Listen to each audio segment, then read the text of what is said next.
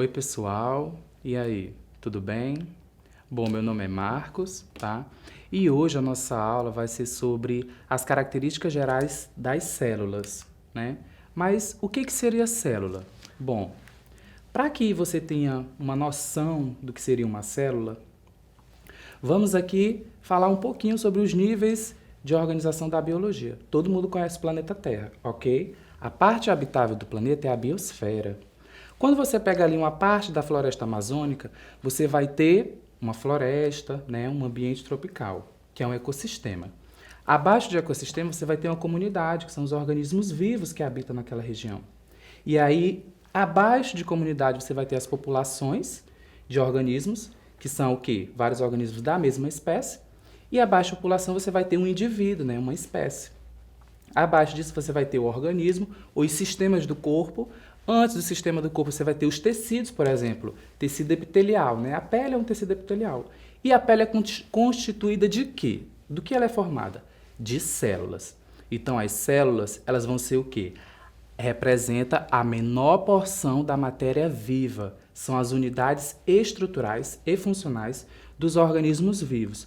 Ou seja, é uma unidade, uma coisa só, que possui funcionamento, ou seja, ela tem vida, e ela possui uma forma, uma estrutura, ok? De antemão, aqui eu quero dizer que existem 3 tipos de célula. Mas deu para entender o que é uma célula? Ok. Bom, mas para que a gente conseguisse observar uma célula, foi preciso primeiro construir o quê? Em termos de tecnologia? O microscópio, ok? E aí teve um cara que foi lá observar, né? Ele observava primeiro alguns materiais e aí, utilizando lentes, ele colocou essas lentes em um tubo e verificou que conseguia visualizar ainda mais, né, as estruturas menores que existiam. E aí, na mesma época em que Hooke publicou uma micrografia, começaram a surgir outras obras sobre a observação microscópica, principalmente dos vegetais, né? E ele observava lá, verificava que nos vegetais tinha vários espaços vazios e ele fazia o desenho, pois nessa época não existia fotografia. Ao observar os desenhos, ele verificou que os espaços eram vazios das células vegetais. E aí ele quis chamar de cela, porque parecia cela, espaços ocos. Depois de um bom tempo, aí eles passaram a chamar de célula, que significa o quê? Um espaço vazio, uma câmara, ok? Quem é que descobriu a célula? Robert Hooke, em 1665. Bom, e aí vamos aos tipos de célula, né? Existem 2 tipos, procariontes, que significa antes do núcleo, e as eucariontes, que são aquelas que possuem um núcleo verdadeiro. Então você vai ter uma célula sem núcleo, ou seja, procarionte. Quem são esses organismos? Só tem um, as bactérias, tá? Que também são chamadas de seres procariontes.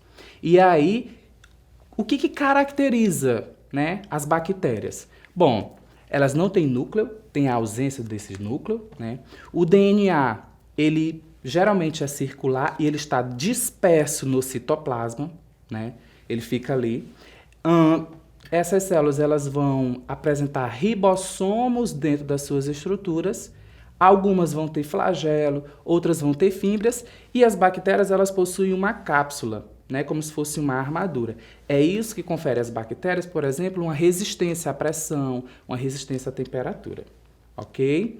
Aí no nosso slide a gente vai ter um exemplo, por exemplo, da E. coli, que é uma bactéria estudada em várias pesquisas no mundo. Bom, diferente das procariontes, são aquelas que não têm núcleo, né, que são as bactérias, nós vamos ter as células procariontes. Essas células vão estar presentes nos fungos, nos animais, nas plantas, né, nos protozoários. E aí essas células são caracterizadas pelo quê? O DNA ele é encontrado nos cromossomos, associado a proteínas, que estão dentro de um núcleo delimitado por membrana. Então essas células elas são maiores, são mais complexas e elas vão ter um núcleo, ok? As células eucarióticas ou eucariontes são divididas em diferentes compartimentos. Cada compartimento vai ter uma função, né? E ela é efetuada por intermédio de várias membranas. Sendo assim, a gente vai ter a membrana plasmática e a membrana nuclear. Imagine um círculo. Fora a gente vai ter a membrana plasmática, que vai dar forma à célula, e dentro a gente vai ter uma outra membrana, né, circular, que ele vai delimitar o núcleo. E lá dentro a gente vai encontrar o DNA. Essa é a configuração de uma célula eucarionte, né? Então aí, como que as células elas vão permitir esse acesso de substâncias? Como que as substâncias vão entrar e vão sair na célula? Dentro da membrana plasmática a gente vai ter poros, né? E aí a membrana ela vai selecionar quem entra na célula e quem sai de dentro da célula, porque a célula ela é inteligente o suficiente para fazer isso, ok? E aí vamos a algumas estruturas que vão aparecer aí nas células animais e algumas estruturas que vão aparecer nas células vegetais. Bom, as células animais elas vão ter o que nós chamamos de complexo de Golgi, retículo endoplasmático liso e rugoso, mitocôndrias, né? A gente vai ter ali um citoesqueleto, que é uma rede de fibras de proteína que vão dar forma a essa célula, né? Então, por exemplo, uma célula muscular, ela é uma célula estriada. Ela tem aquela forma por conta do citoesqueleto. Ela tem núcleo, tudo bonitinho. Uma célula de neurônio parece o quê? Uma estrela, né? Então, o citoesqueleto ele vai dar forma a essa célula. Possui núcleo, tudo organizado, ok? Além, claro, de lisossomos, né? Os lisossomos eles servem para fazer a digestão intracelular, né? Ou seja, que a célula absorve ali por fagocitose, né? Que é uma invaginação, ela vai envolver e vai formar um lisossomo, ok? E também nas células animais nós vamos encontrar os centríolos. O que são os centríolos? São estruturas formadas por fibras de microtúbulos, né? Eles ficam dispostos geralmente em T e quando eles se duplicam, eles iniciam ali o que a gente vai chamar de divisão celular, porque as células, elas também têm a capacidade de se dividir. Diferente da célula animal, nós vamos ter uma célula vegetal. A célula vegetal ela vai ter uma parede celular, que é como se fosse uma armadura. Lembra lá que eu falei das bactérias? Nas células vegetais, a gente vai ter essa parede celular. Só que a parede celular da célula vegetal ela é formada de celulose. A celulose é um componente fundamental na composição da madeira, por exemplo. Quais são as outras estruturas que nós vamos ter na célula vegetal? Nós vamos ter um vacúolo, que é uma bolsa, que é um espaço que serve para armazenar tudo aquilo que uma célula vegetal produz. Nós vamos ter cloroplastos. Os cloroplastos eles vão ser lotados de clorofila, que é um pigmento verde, né, na sua grande maioria, e que serve para realizar o que a gente chama de fotossíntese. Então, as células vegetais elas têm a capacidade de produzir energia através da fotossíntese no cloroplasto, com auxílio da clorofila, e armazenar no vacúolo. Nós vamos ter mitocôndrias, nós vamos ter complexo de Golgi, nós vamos ter retículo endoplasmático liso e rugoso, né? Vai ter uma próxima aula que a gente vai falar de todas essas estruturas, ok? Com mais detalhamento. E aí lembrar, células animais possuem centríolos e lisossomos, células vegetais possuem cloroplastos e vacúolos. Ambas vão possuir ali um núcleo, dentro desse núcleo vai ser armazenado o material genético, ok? O DNA. E aí as bactérias são as mais simples, como a gente já, né, acabamos de falar. Bom, e aí quais são os três componentes de uma célula? Membrana plasmática, né, que vai envolver a célula e vai realizar uma seletividade das substâncias. Citoplasma, né, que é a porção ali que parece uma gelatina, formada de água, fibras, sais, né? Ocorrem movimentos ali dentro. E o núcleo, que vai guardar o material genético nas células eucariontes. Nas células procariontes, esse núcleo ele é ausente. Bom, quando a gente fala de célula, a gente tem que falar dos princípios fundamentais de uma célula.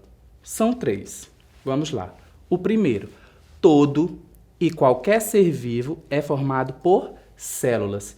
Eu sou formado por células, um cachorro é formado por células, uma planta é formada por células, um cogumelo é formado por células, uma bactéria é uma célula, né? Unicelular. Então, todo e qualquer ser vivo é formado de célula dentro dessa configuração. E aí, dentro dessa configuração, seguindo a teoria celular, a gente vai excluir os vírus, tá bom?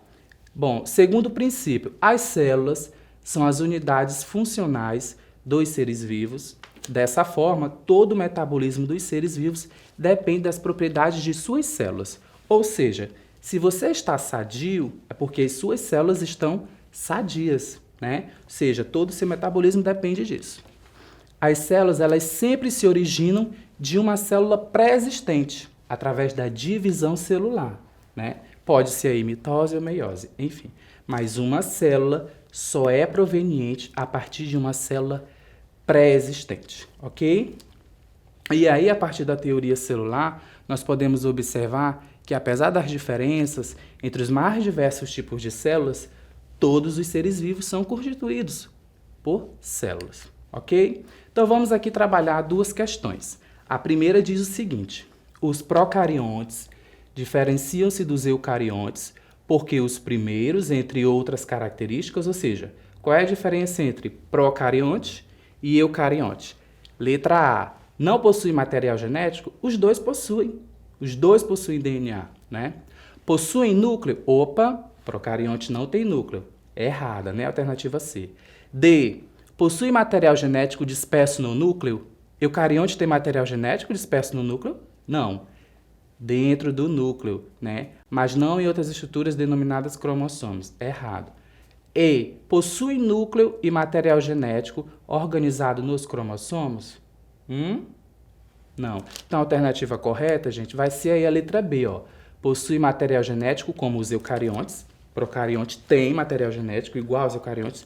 Todas as células vão ter, mas são anucleados, tá? Esse A, gente, na frente dessa palavra, anucleados, significa negação. Em biologia, a gente sempre vai encontrar isso.